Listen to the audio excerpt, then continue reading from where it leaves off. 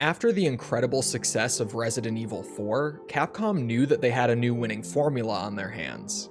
The team pretty much immediately got to work on a follow-up, and Resident Evil 5 would be revealed to the world in June of 2005, a little less than 5 months after RE4's release. The game would see the return of Chris Redfield as its main character, and would bring the series to a completely new setting in West Africa. The game's lead producer, Jun Takeuchi, would also mention at this reveal that it would retain the gameplay model established in Resident Evil 4, but with the twist that the game would be entirely playable in co-op with a second player. This was a very unexpected change to say the least, but the team at Capcom wanted RE5 to still stand out as unique and feel like a totally new experience despite pulling so much of its formula straight over from RE4. But the real question is, would this bold change allow RE5 to shine as brightly as 4 did before it, or would it cause the game to deviate too far from its horror roots? Well, let's talk about it. But before getting too far into the video, I should mention that this is the 15th in a series of videos where I'm playing and reviewing every game in the Resident Evil franchise in release order.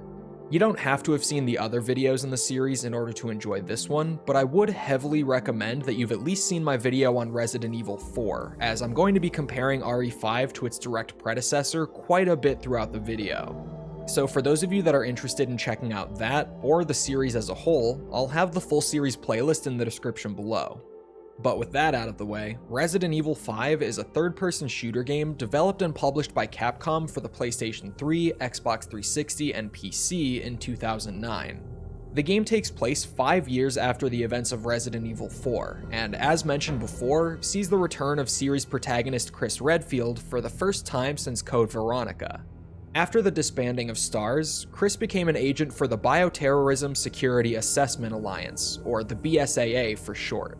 At the beginning of the game, he's sent to West Africa to apprehend a man named Ricardo Irving, as it's suspected that he's about to sell a new form of bioorganic weapon on the African black market. Upon his arrival, he meets up with Sheva Alomar, his new partner who's been assigned to him to help track down Irving.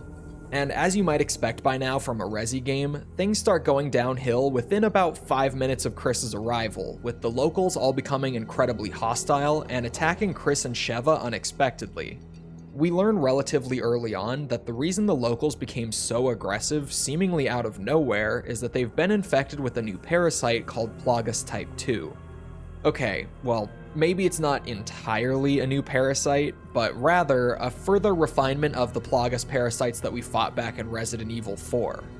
This reveal would fall completely flat, but those infected with the Plagas Type 2, referred to as Magini in this game, are significantly more wild and aggressive than those infected with the original Plagas, which at least makes them feel somewhat meaningfully different when compared to the Ganados from 4. It's definitely a bit silly that they're treated as something unique despite practically being named Las Plagas 2, but it feels different, and I think that's much more important than anything else at the end of the day. Regardless, our goal remains to track down and apprehend Ricardo Irving. It's just that now we have to do so while fighting through hordes of Magini to get to him. And getting into the game itself, I have to start things off by talking about just how good this game looks. It may not be anything all that impressive in 2025, but back when this came out in early 2009, this was one of the best looking games on the market, especially if you were a console gamer. The environments all look great and definitely do their job of making you feel like you're in a foreign and dangerous place. The lighting is also pretty solid, despite being the first Resi game that's primarily set during the day. And if you look closely enough, you might notice that the character and enemy models have this slight outline on them to really make them pop and add some extra visual clarity to the overall experience. Plus, I think the character designs are really good in this one, with Sheva having a great look, and RE5's Chris design probably being my favorite of his from the entire series. And while we're on the topic of the game's visuals, it's clear pretty much from the moment that you start up RE5 that despite what the game's producers said in interviews before its release, this game has a wildly different tone compared to RE4.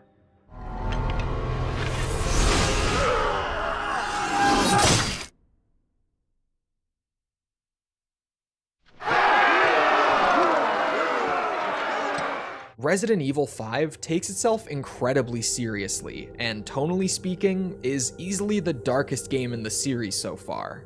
There isn't even as much of a hint of comedy when it comes to the portrayal of the Majini, and the general atmosphere just feels so much heavier and more hostile than any other RE title before it. You also don't get any sort of rewards for shooting random things in the environment like birds, which just helps the game feel much less arcadey and, for lack of a better term, video gamey. It just generally feels like RE5 is much more interested in being a horror game rather than the fun action roller coaster that RE4 was. At least most of the time, but we'll come back to that later. Generally speaking though, Resident Evil 5 really is Resident Evil 4, but co-op. From the controls to the general mechanics to the upgrade systems, pretty much everything here sticks very closely to that RE4 blueprint. The shooting still feels great, crowd control and smart positioning are still your keys to success, and taking down enemies will still reward you with ammo, healing items, or currency. The real differentiator here is having that second player along for the ride, and the way that the whole experience has been slightly tweaked and adjusted to make that feel like a smooth and natural inclusion. Which, by the way, our good friend and local anime woman False returned to help me out and play through the entirety of RE5 with me in co-op, just so that we could get the full experience for you guys. So I'll throw her links below if you guys want to go and show her some love for helping out yet again. Getting back on topic though, the inventory space has been massively reduced here compared to 4, with both players only getting 9 inventory slots each, and every single item in the game taking up a single slot. This is much more limiting compared to the giant cases and grid systems of RE4, but items can be freely traded between the two players, which encourages you and your partner to work together to make the most of that limited space. And with your inventories being so small, you just don't have enough room to carry around one of each weapon type and the ammo for each of them. So you'll also have to coordinate your loadouts with the other player to make sure that you're prepared for whatever the game might throw at you. There are some other smaller changes too, like how healing items will now heal both players if you're standing close together. So to make the most of your very limited healing items, you'll want to stick close to one another and spray it on your partner to share the healing effect. The way that they went about making these smaller changes is actually really great, because the game still largely plays just like RE4, but there are a bunch of clever little adjustments that were made to really encourage you to work together with your partner. It's just really good stuff, and I feel like RE5 often doesn't get the credit it deserves for being such a good co-op experience. And while the combat here is generally just RE4's but with some slightly better game feel, there are some key differences to note here besides just having a second player along for the ride. Firstly, things have been rebalanced quite a bit here, which ends up fixing a lot of the issues of RE4's combat. The Majini come at you in much larger groups than the Ganados did, putting even more pressure on the player to either be constantly moving or to really be on top of their crowd control game. This also works wonders to keep things intense in co-op, as it prevents the addition of a second player from making the game a walk in the park.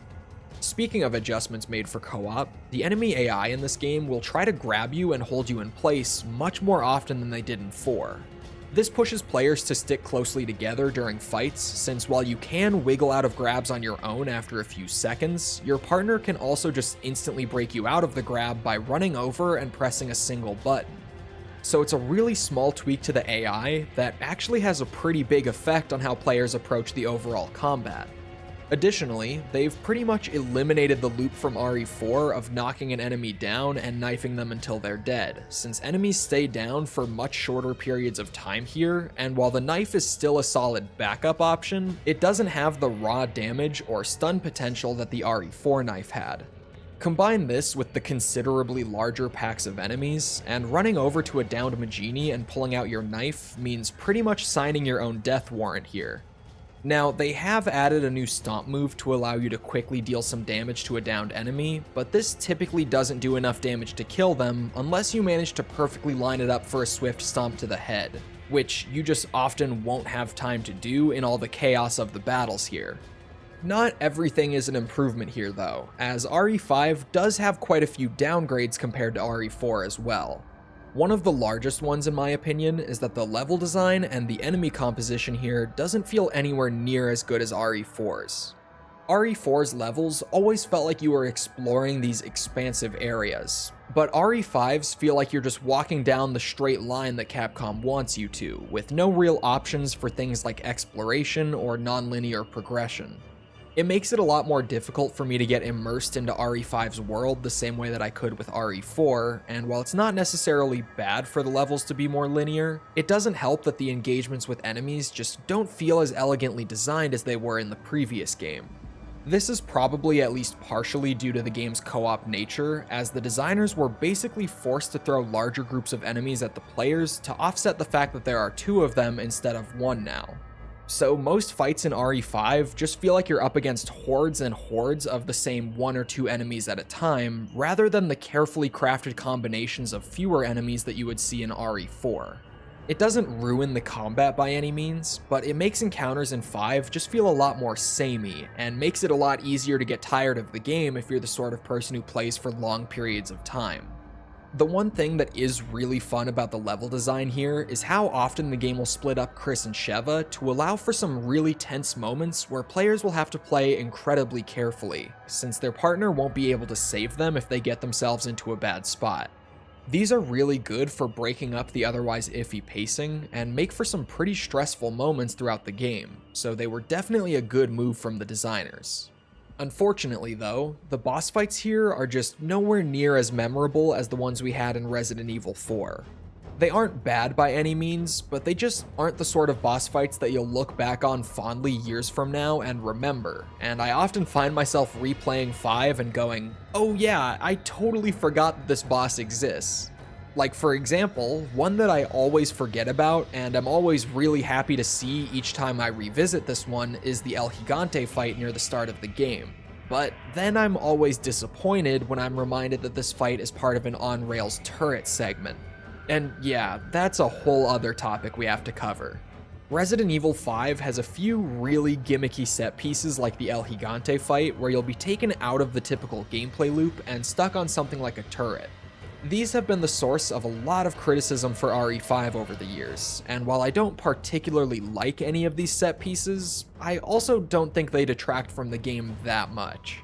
I mean, sure, they feel really out of place in a Resident Evil game and are just nowhere near as fun as the typical shooting, but each of them are only a few minutes long and frankly just don't take up enough of the total runtime for me to really complain about them much. I can understand that they wanted to improve the pacing by adding some sections where you did things other than just run around shooting Majini, but RE4 had some pretty awesome pacing even without things like this, so they just feel like a bit of a pointless addition overall. In a similarly gimmicky vein, the QuickTime events have been carried over from Resident Evil 4. They function almost identically to how they did in that game, even down to using the same button combinations on the controller that 4 did, but I did find them to be slightly more annoying here in RE5. It has nothing to do with their implementation, but rather how much more frequently they're used here. There are more moments during the game's levels where you'll run into a QTE sequence, but more importantly in my opinion, there's the maddening amount of QTEs during the cutscenes in this game. Just about any scene in the game that has any action in it will be filled to the brim with QuickTime events, and if either you or your partner fail one, you'll die and have to go back to the start of that scene to try again. And there are some really long sequences like this near the end of the game, and while it's funny to fail a QTE in a cutscene once or twice while playing with a friend, it quickly becomes really annoying. Again, I have no problem with their implementation, as it's the exact same as in RE4, and I don't really have any problems with them there. There are just way too many of them here in my opinion, and for someone like me who already felt like they were a bit out of place in RE4, that just makes them a straight downgrade here. And speaking of straight downgrades, we have to talk about how the shop works here in RE5. Now, I know you're probably tired of the phrase, "it's just like RE4" at this point, but once again, the shop generally functions exactly how it did in RE4. There is a key difference here though, and that's the way that you access the shop. Rather than having a wandering, charismatic merchant that you'll meet throughout the game's various levels, you instead get to access the shop menu in between the levels, with no character or any real personality being tied to it whatsoever. The functionality is still there, but all the sauce has been removed, and it just feels kind of empty when you play this right after a full run of RE4 like I did here. The weapon balancing is still great here, and each gun still has its own unique role in the sandbox, but pretty much every weapon in the game is just a carbon copy of RE4's various weapons, down to having the same strengths and weaknesses as their RE4 counterparts. So, like I said, the shop and the weapon sandbox is totally fine here, but just feels like it's missing the soul that RE4 had. And finally, for the biggest thing that I dislike about Resident Evil 5, we have the game's entire second half. The first half of RE5 is basically just RE4 but in co-op, and it's a damn good time, but the second half is frankly just not very fun. The pacing takes an absolute nosedive here, with every enemy encounter starting to become more and more needlessly drawn out. And set pieces like the turret sections and the split ups that helped with the pacing in the first half of the game are almost entirely absent in the second. That's not even mentioning that the last third of the game starts to introduce Majini that carry guns. These guys will obviously use their rifles to try to shoot at you, meaning that you'll have to take cover behind certain objects in the environment and wait for your opportunity to pop out and return fire. This turns a large portion of the game's third act into a generic cover-based shooter, and an incredibly underbaked cover system was thrown in here to facilitate that style of gameplay. This would be fine if the cover-based shooting was any good, because hell, I loved playing the Gears of War games back around the time that RE4 came out, but the cover mechanics here just feel very outdated, even within the context of the gaming landscape in 2009. So overall, RE5's gameplay really is just Resident Evil 4 with some upgrades and quite a few downgrades, but it's the story where things get really interesting here. But of course, digging into all that means that I'm going to be spoiling the game quite a bit, so if you're trying to avoid spoilers, skip to the timestamp on screen and come back to us later. Okay, so a couple hours into the game, we end up finally tracking down Ricardo Irving, and this guy is a complete goofball. Splendid timing! You two are just in time for the fireworks show! Boom! He has a generally eccentric personality, and his voice actor only brings even more of a comedic quality to the character. You're just like all the other pieces of scum terrorists. Oh, I'm not like them. I'm a businessman with standards. Drop the weapon. I mentioned in my RE4 video that game had a major issue with presenting us with antagonists that should have been genuinely intimidating, but who were let down by the game's generally sillier tone.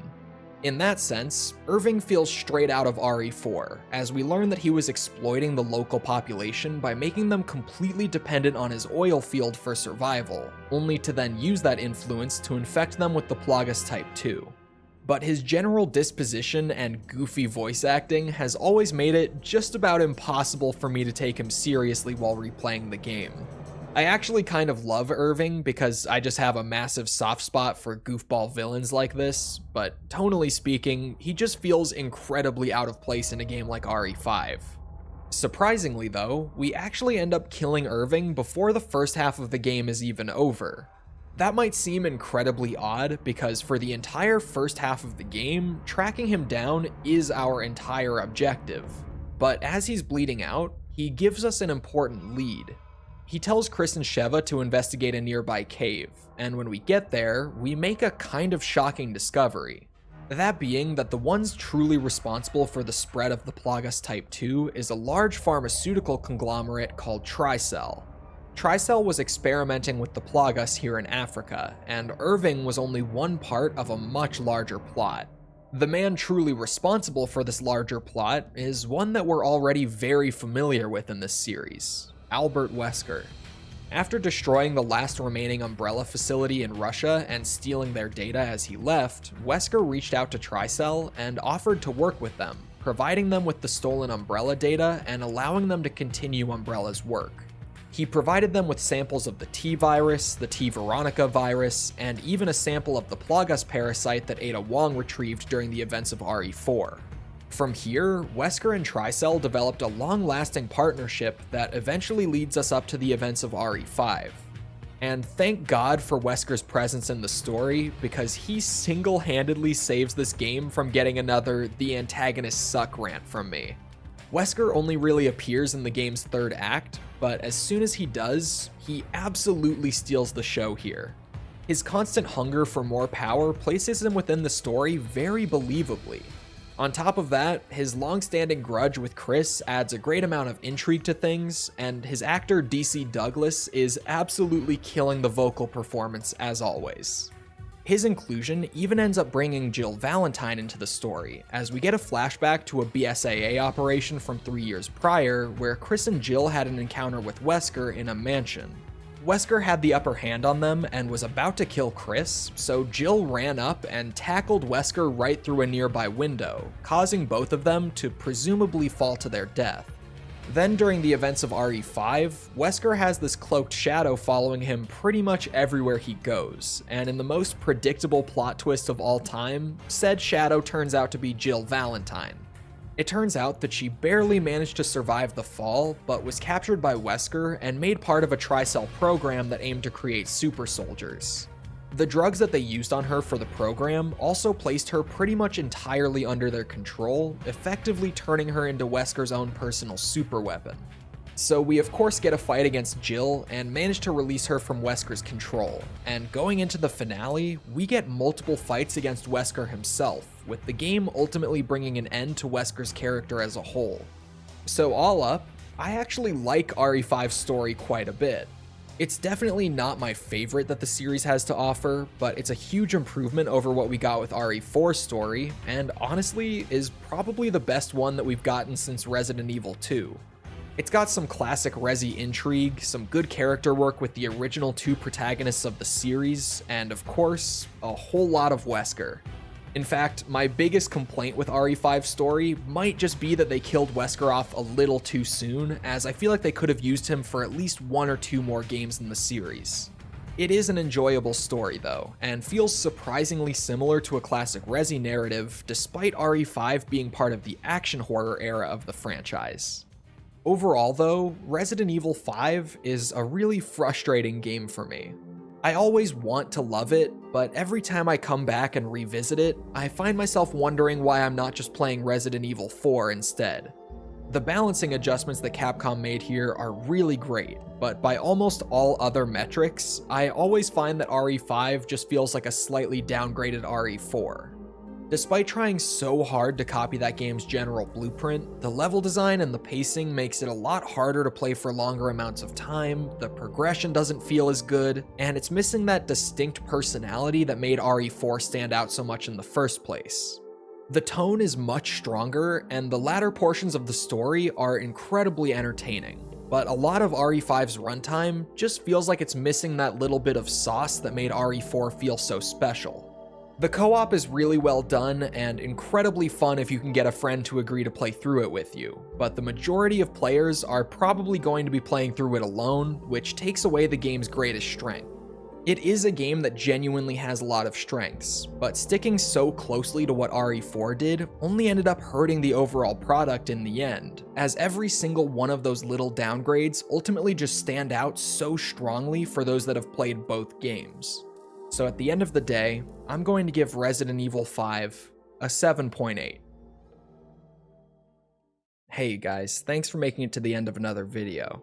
I'm sorry that the gaps between the numbered RE game videos have been so long, but there are just so many spin-offs in the series, and I've also got the Yakuza stuff running alongside it, so the schedule's just been a bit of a mess. Regardless, I hope you guys enjoyed the video anyway, and if you did, consider throwing a like or a sub my way to help out with the algorithm. And if you're looking to support the channel even further, consider checking out my channel memberships or my Patreon and joining the amazing group of people who make series like this one possible. With that being said though, I'm gonna get back to work on the next one. But don't worry, because if you're looking for any more right now, then you can definitely check out one of these playlists up on screen and get your fix there. Thanks again for watching guys, and I'll hope to see all of you right back here for the next Resident Evil review.